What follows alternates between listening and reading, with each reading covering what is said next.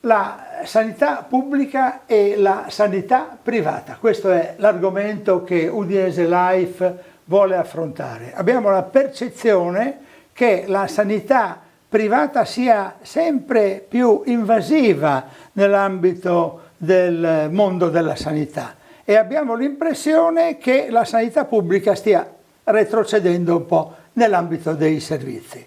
Ne parliamo con due rappresentanti sindacali, comincio con Andrea Traunero, per chiedere se questa è anche la percezione che avete voi, e ne parlo appunto con il rappresentante sindacale della CGIL, Andrea Traunero. Diciamo che questa non è soltanto una percezione ma un dato di fatto.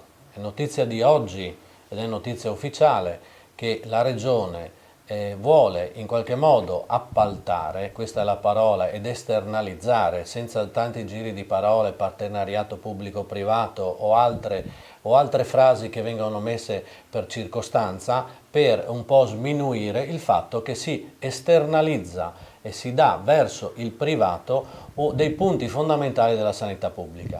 È notizia di oggi che ci sarà una gara d'appalto per 89 milioni di euro per 15 anni per dare a delle società private i punti prelievo di tutta la regione.